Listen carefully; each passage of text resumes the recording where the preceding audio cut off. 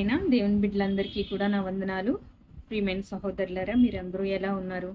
దేవుని దయ వల్ల, దేవుని కృప వల్ల మీరందరూ క్షేమంగా ఉన్నారని నేను అనుకుంటున్నాను. ఎందుకంటే మన దేవుని యొక్క దయ, కృప, కాపుదల ఎల్లప్పుడూ మనకి తోడుగా ఉంటుంది. సరే, ఈ సమయాన్ని మరి మనము చిన్న ప్రార్థన చేసుకుని దేవుని యొక్క సహాయాన్ని కోరుకుందాము.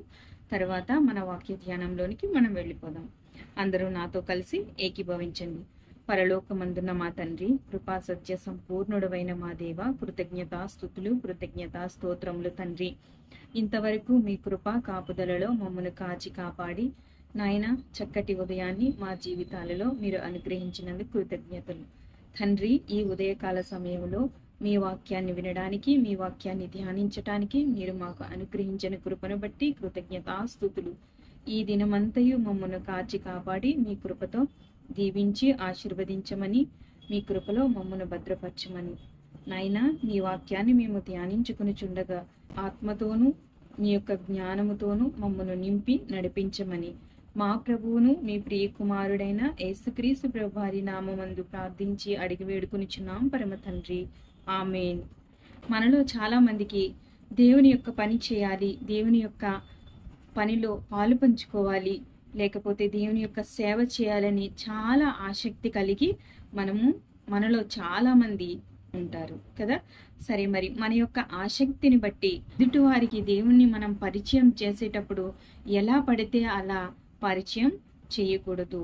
దేవుని యొక్క పరిచయం మొట్టమొదటిసారిగా వాక్యాన్ని వింటున్న సహోదరుడు కానీ, సహోదరి కానీ, లేకపోతే అసలు దేవుని గురించి అవగాహన లేని వ్యక్తులకు మనం దేవుని గురించి బోధిస్తూ ఉన్నప్పుడు, లేక మొట్టమొదటిసారిగా పరిచయం చేస్తూ ఉన్నప్పుడు దేవుణ్ణి కరెక్ట్గా, దేవుని గూర్చి ఉన్నది ఉన్నట్టుగా చక్కగా వారికి అర్థమయ్యేటట్టు వివరించాలి.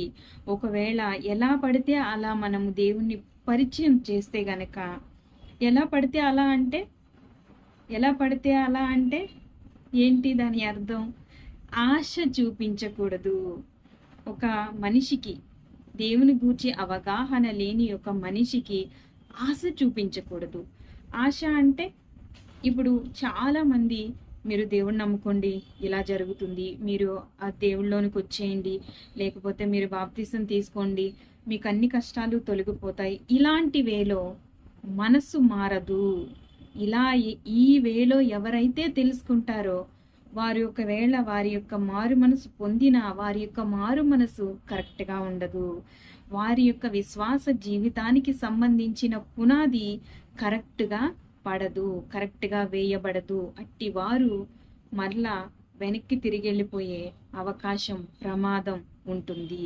అటువంటి వారు ఒకవేళ దేవుణ్ణి విడిచిపెట్టి వెనక్కి వెళ్ళిపోతే తిరిగి వారిని నూతన పరచడం అసాధ్యం, నూతన పరచలేము. వారు క్రీస్తునందు నూతన సృష్టిగా మరలా తిరిగి జన్మింపజేయడం అసాధ్యమైపోతుంది. ఒకవేళ అలా అసాధ్యమైపోతే మరి ఆత్మలను మనం కోల్పోతామా? వారి పరిస్థితి ఏమైపోతుంది?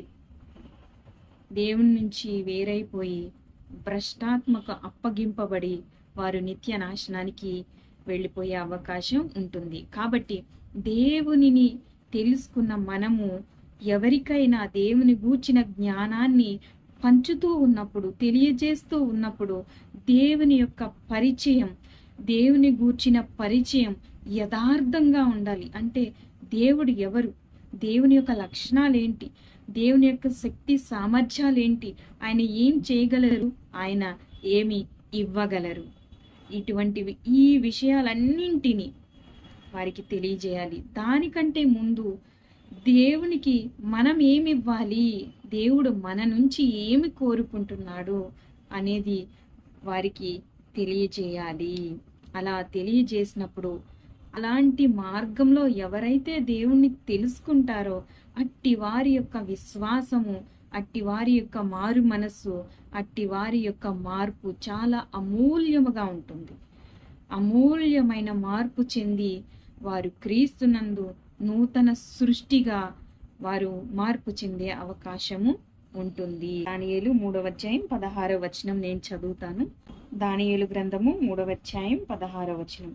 షడ్రక్కును, మేషక్కును, అబేద్నెగోను రాజుతో ఇలాగు చెప్పిరి, నెబుకద్నెజరు, ఇందుని గురించి నీకు ప్రత్యుత్తరం ఇయ్యవలనన్న చింత మాకు లేదు.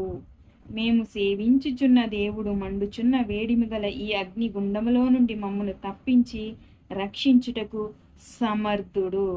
నీ వశమున పడకుండా ఆయన మమ్మును రక్షించును. ఒకవేళ ఆయన రక్షింపకపోయినను రాజా, నీ దేవతను మేము పూజింపమనియు నీవు నిలువబెట్టించిన బంగారు ప్రతిమకు నమస్కరింపమనియు తెలుసుకొనుము. వార్నింగ్ ఇస్తున్నట్టు మాట్లాడుతున్నారు, అంటే హెచ్చరిస్తున్నట్టు మాట్లాడుతున్నారు. కాబట్టి వీరు చూడండి, షడ్రకు, మేషకు, అబేద్నెగో. ఎవరు వీరు? దేవుని యొక్క నిబంధన కింద జీవించుచున్నవారు, దేవుని యొక్క ఆజ్ఞలను గైకొనేవారు, దేవుని యొక్క నిబంధనను వీరి హృదయములో భద్రపరుచుకున్నవారు. రాజుకి ఏమని చెప్తున్నారు? ఓ రాజా, నువ్వు నిలబెట్టించిన విగ్రహానికి మేము పూజింపం, మేము నమస్కరింపం.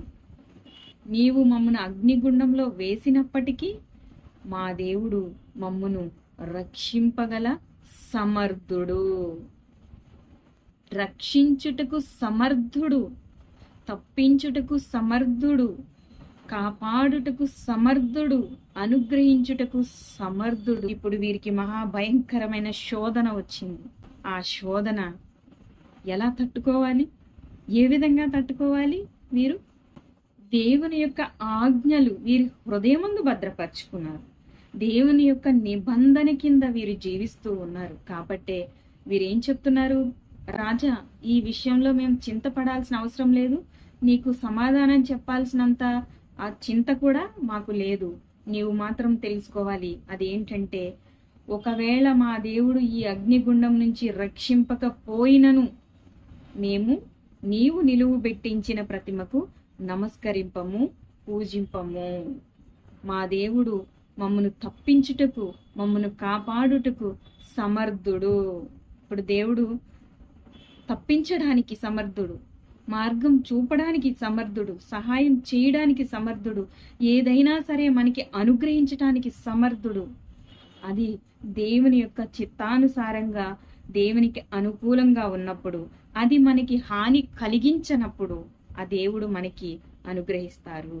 మరి అటువంటి సమయంలో షడ్రకు, మేషకు, అబేద్నెగోలు చింతించారా? బాధపడ్డారా? ఒక విశ్వాసి యొక్క మార్పు ఈ విధంగా జరగాలి. దేవుడు నన్ను తప్పించకపోయినను, దేవుడు నన్ను విడిపించకపోయినను, దేవుడు నన్ను కాపాడకపోయినను నేను దేవుని చిత్తాన్ని మాత్రమే నెరవేరుస్తాను. దేవుడు తనను ఆశ్రయించిన వారిని విడిచిపెట్టరు. షడ్రక్ని, మేషక్ని తప్పించినట్టుగా ప్రతి విషయంలో నుండి, ప్రతి పాపంలో నుండి, ప్రతి విధమైన లోక సంబంధమైన మలినములో నుండి మనల్ని విడిపించుటకు, తప్పించుటకు, కాపాడుటకు సమర్థుడు మన తండ్రి, మన దేవుడు, మన ప్రభువు, మన రక్షకుడు, మన యేసుక్రీస్తు ప్రభువారు.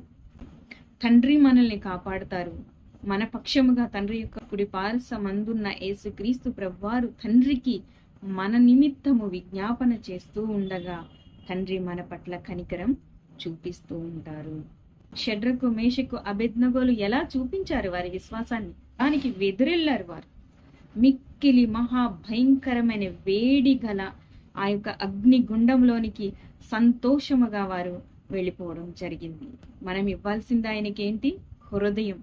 మనం ఎవరికైనా దేవుని పరిచయం చేయాల్సిన విధానం ఏంటి? హృదయాన్ని దేవునికి ఇచ్చుకో.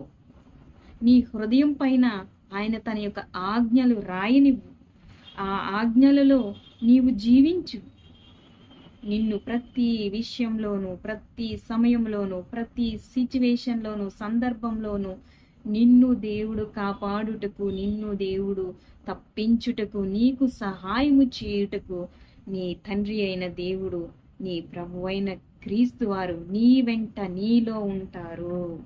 ఈ విధంగా పరిచయం చేస్తే, దేవుని యొక్క మహారక్షణ సంకల్పాన్ని తెలియజేస్తూ వారికి దేవుని పరిచయం చేస్తే వారి యొక్క మార్పు ఏ విధంగా ఉంటుంది?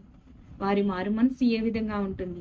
వారి యొక్క విశ్వాస జీవితానికి సంబంధించిన పునాది ఏ విధంగా ఉంటుంది?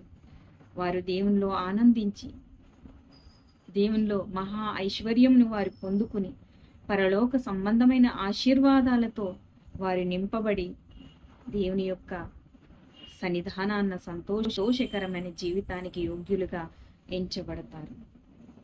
జీవ కిరీటం వారికి దక్కుతుంది.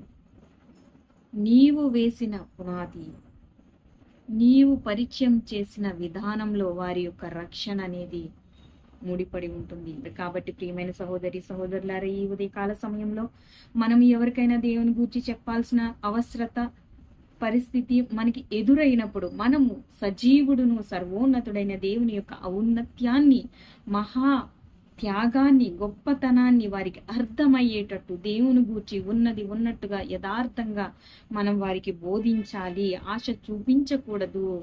చక్కటి మార్గంలో వారికి తెలియజేసినప్పుడు ఆ జీవ మార్గంలోనికి వారు ప్రవేశించి వారు ఎన్నటెన్నటికి తొలగిపోకుండా వారి నిత్య జీవానికి వారు వారసులవుతారు.